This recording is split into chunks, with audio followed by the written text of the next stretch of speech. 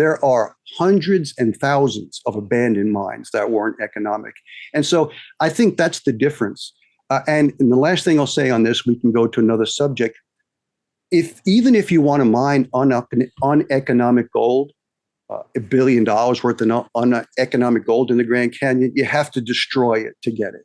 So let's do something else. Let's go into the oceans where there's $1.3 quadrillion of uneconomic gold, and we can get that instead. So leave the Grand Canyon alone and go and get the 700 billion ounces of gold that's in the oceans. That just makes more sense to me.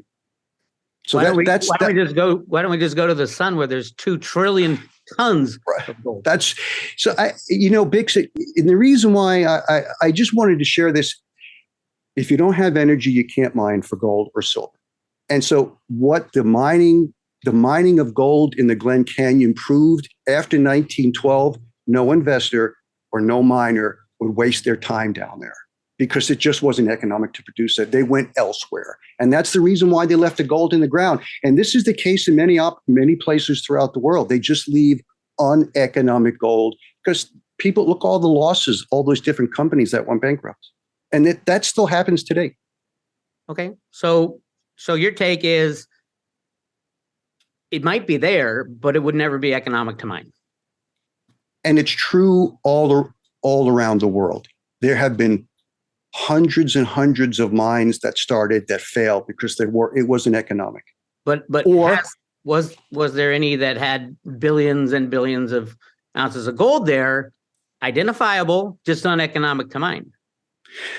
Well, you see, this is where it gets down to why would someone write that New York Times article? Because they're misleading investors, because F.D. Watson said they were going to expand the operations that were already there. And he's lying through his teeth because they just shut the operations down. So it almost seems to me that if I'm going to use logic, that was more of a way to get more investors to invest in a losing proposition to help some of the investors who lost money. And they didn't care if other investors lost money. They just wanted some of their return back.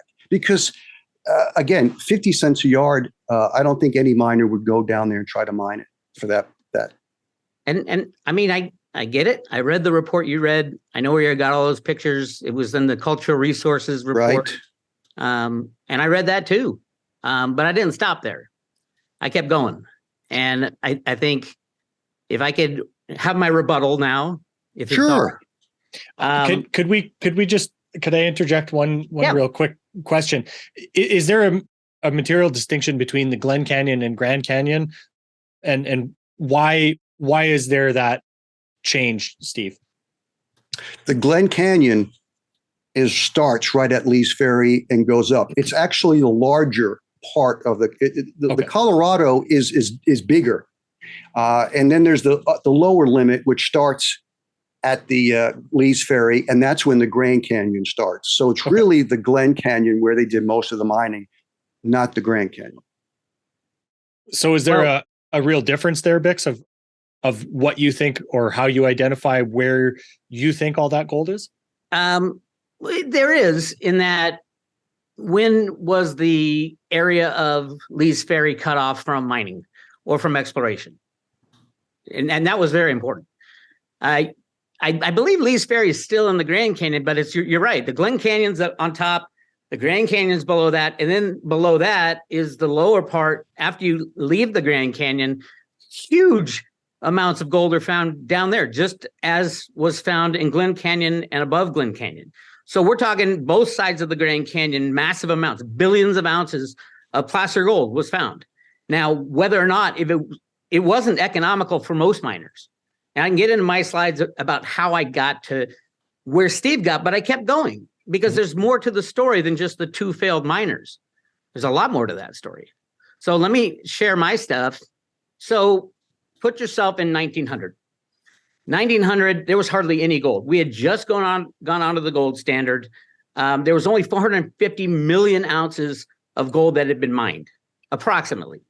The world's central banks and Treasury had 112 million ounces.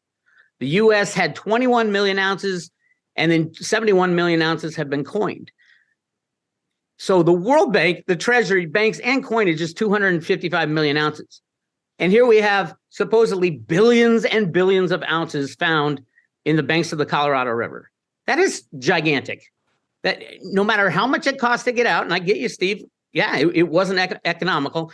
No matter how much that was, that amount of gold in a single place that people can identify and mine, even though, like you said, it's true, we'd lose money. But not everybody lost money. And that's kind of where I got. What I was looking for was this problem. Now, this is the central bank treasury stocks of gold.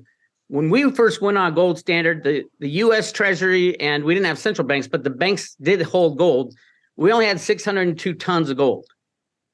By 1940, from 1900 to 1940, we added more gold than has ever been added in the history of history. 1,900 tons was added. Now, right now, the United States of America has what, 70 or 81, 8,200 tons, right? 19,000, right, Bix? Not 1,900. Yeah, 19,000. 19,000 tons between 1940 and 1900. Where did that gold come from? That was my big thing. What the hell? I hate it when numbers don't match up. So I looked at how much gold did the U.S. produce? And we actually started diving after the Federal Reserve on our gold production. So we went on the gold standard in 1900. It went up a little bit, and then it absolutely took a dive. Now, it could be World War I. It could be a lot of things. I found out what it was, and I'll get to that in 1 second. But between that time, 1900 to 1940, only 141 million ounces had been mined by the United States. So it wasn't coming from us, from directly to the mine. I checked the world production. This includes South Africa, where they had found huge gold mines.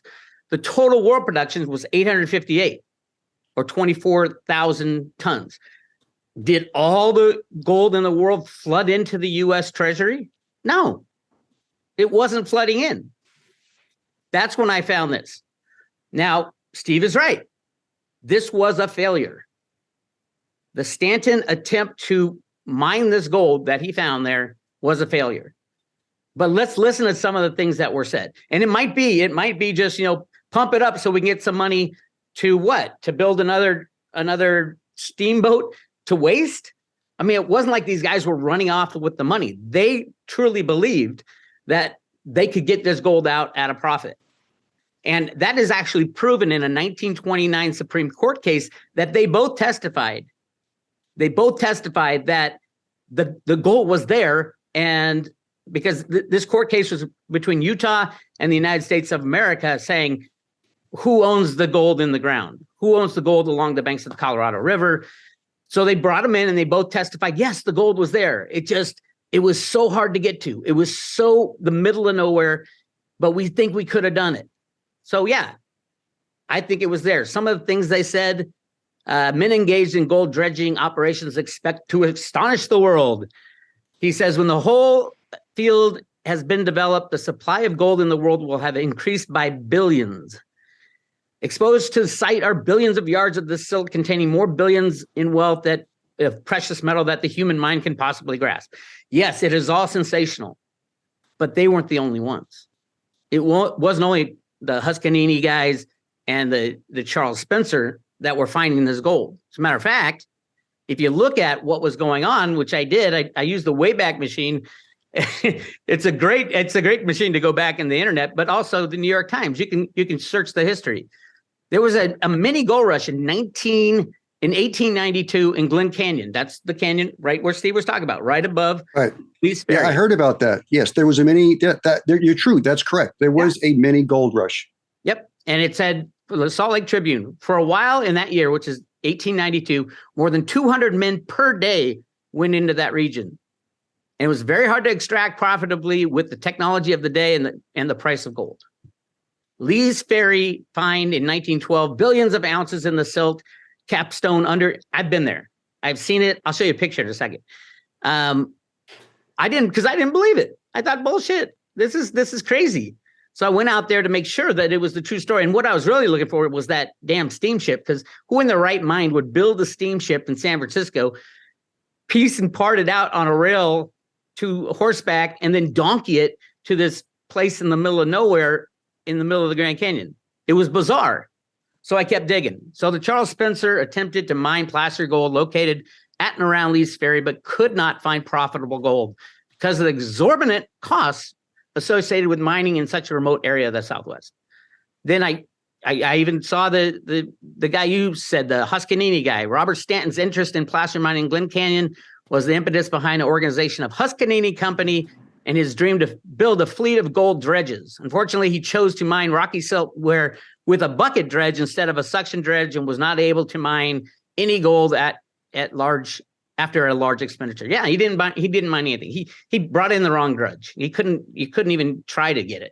Like you said, he only got like 2 ounces after building this. I think it was $300,000 at the time. Wow. And both of these guys were working off this guy, John Marks, who was a respected mining geologist. He wrote a report on the Glen Canyon and San Juan River, and they both used his report. Now, some say, well, he was like the report that was produced by the government said he was paid by these guys to do it so he could take this report to New York and Chicago to get the money. So they were getting the money. You'd think if they're a con men, they just get the money and take off. But no, they spent the money trying to get this gold out, but failed. And you're right, Steve, they failed. But that wasn't all. There was a lot of experts went in the Colorado above and below the Grand Canyon. Robert Johnson, mining engineer, tested over 100 samples, 50 cents to 80 cents per cubic yard. Judge Anson Smith of Kingman, 40 cents to 120 cents per cubic yard. Professor Saladin, a famous French geologist, massive amounts of placer gold along the Colorado River. Professor Sasson, mining engineer and geologist, 39 to 125. Eli Hitty, expert placer miner, 40 to 210. E.A. Shaw and 8 other experts spent 3 weeks there, 80 cents to 120 at Griggs Ferry, which is below the mouth of the Grand Canyon. And again, John Marks. And then there were mining operations that were mining and were making money. Consolidated Mines was mining Green River at 25 cents to $1 per cubic yard. Utah Placer, obviously the places that needed less expense, they could mine. And they weren't making a ton of money at it. And you're right. It was a nightmare. And all those 200 people per day that were coming in were probably spent a week and just turned back around with their couple flakes of gold that they got. I am not arguing that point at all. Matter of fact, here's that same report that you read, Steve. And that got me digging into what the hell's going on in the Grand Canyon and why did they even do this report? Steve, did you ever come to a conclusion why the National Park Service ever did this report on the Charles Spencer? No, I didn't think about that, but there's been many reports about history in different recreational areas. Yeah, it's true. And this submerged cultural resource, that's actually a division of Parks and Recreation. Because a lot of those buildings, as you know, are still there. Yeah, absolutely. Well, the U.S.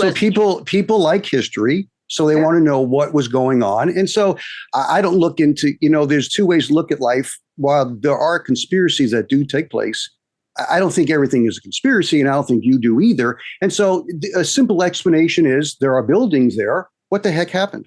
And let's explain it. But it wasn't the cultural report wasn't about the buildings. Those were USGS took over the buildings. That's whatever. I couldn't make anything of it other than, they found a spot and they were interested in the Grand Canyon. But this report, this 100-page report where they brought in all these experts, was for this. That's what they wrote the whole report about. That is the remains of the Charles Spencer. It's just a metal piece of metal sitting there on the side of a creek. It wasn't a creek. It was the Colorado River.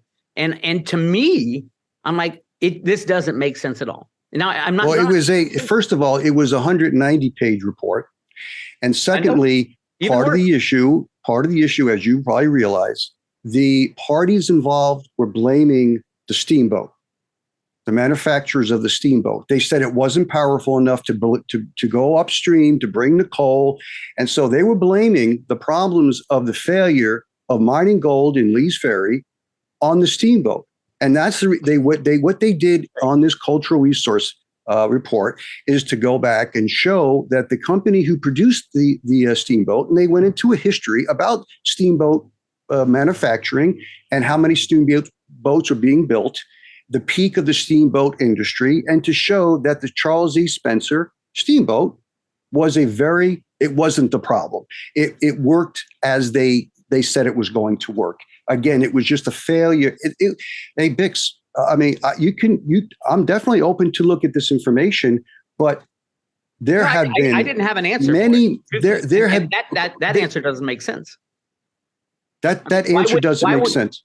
That they would do this. Then they did this in 1987. They made this huge submerged culture. I mean, it's like sunken, like the Titanic is in part of the submerged cultural resource site, not this clunk of steam boiler that didn't work. The only people that cared is the 1929 case where they were trying to figure out who owned the gold in the sand, Utah or the federal government.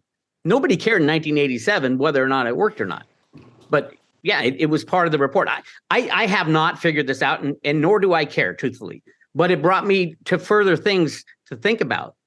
And one of those things I was thinking about is, number one, they've closed off most of the Grand Canyon. By 1922, pretty much below and above the Grand Canyon you got the Grand Canyon Monument in 1906. Navajo Nation is the east bank of the Colorado all the way up to Glen Canyon below, down to the confluence of the Little Colorado and the Colorado River, right in the heart of the Grand Canyon. All that's Navajo Nation land. You're not allowed to go there. You're not allowed to mine there. Not even the Navajos are allowed to mine there, by the way. And that's their land. That's their sovereign land. The Caleb National Forest down north and south of the Grand Canyon, in 1922, basically they locked up all that area. So even if we wanted to go, hey, let's go try to find gold in the Grand Canyon, one, I don't think you can do it at what's the price of gold? $1,900 an ounce. You can't do it. But here's the deal that that hit me all of a sudden, because I've been trained in asset valuation forever, and I understand the cost side of it very well. And you're right. It didn't make sense at the time. But what was different at the time? The price of gold was fixed. The price of gold was fixed at $20.67 by law when we went on the gold standard in 1900. And the banks were printing money. Inflation was increasing, so the costs are drastically increasing.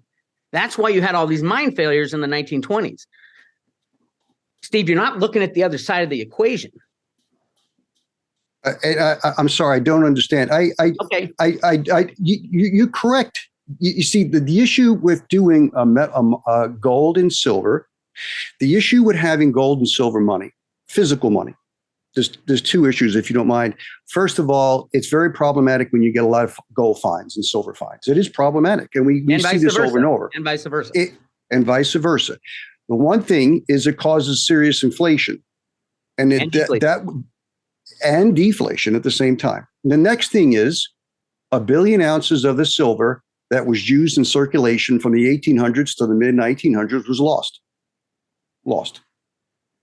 And so if you're going to use physical money as money, the good thing is it's sound money, and I'm all for that. But the bad thing is Americans lose $65 million worth of coins every year. Gone. Down the toilet, down the garbage. It's gone. It's just gone. And so when you understand in history, every civilization that started minting coins, like the Roman Empire, they did not use metal the money from the Greek Empire. That was all gone.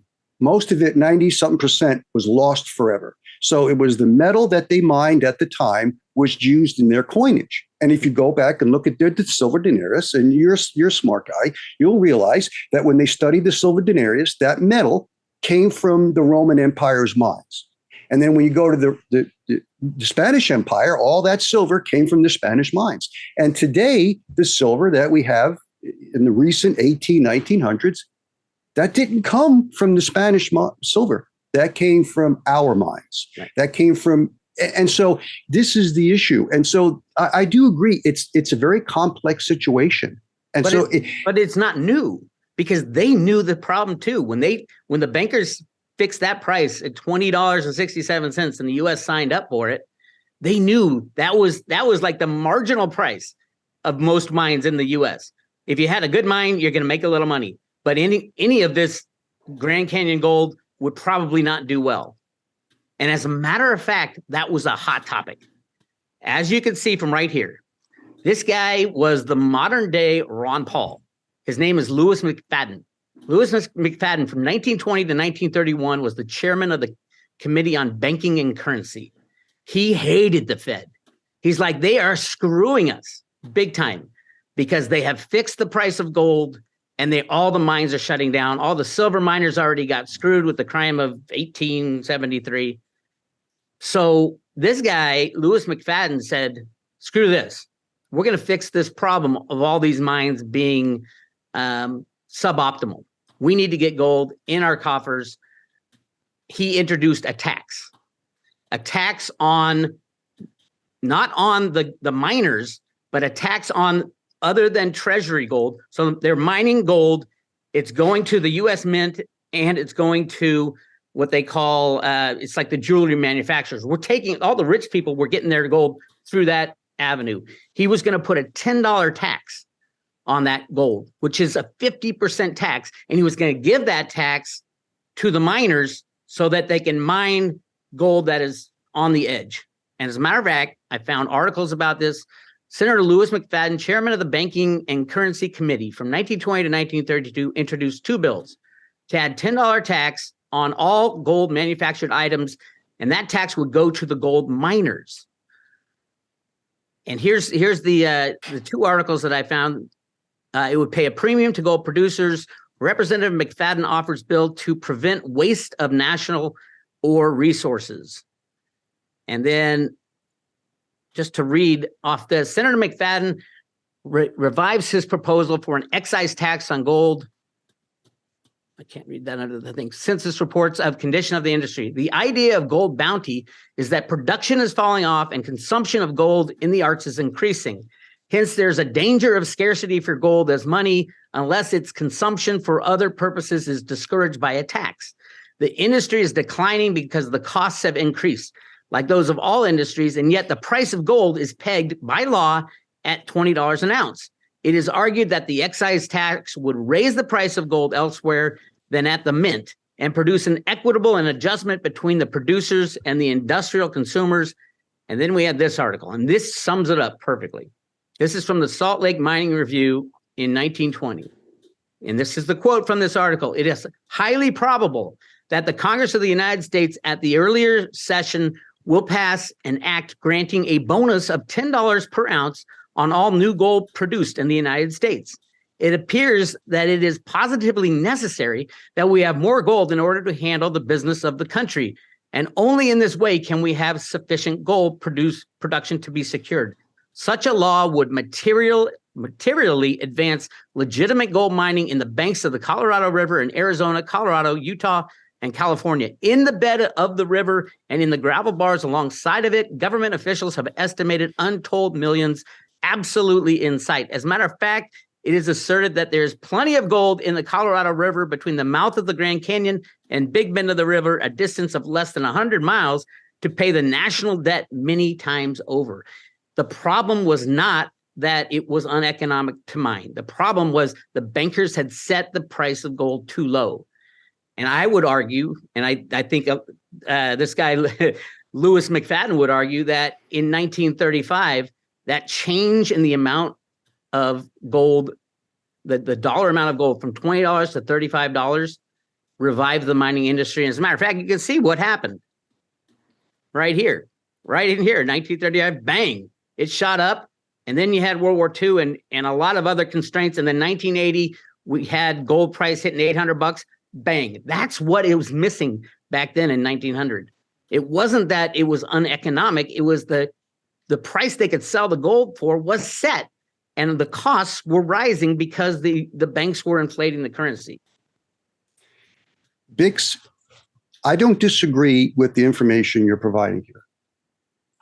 I think, let me see if I can provide a different perspective.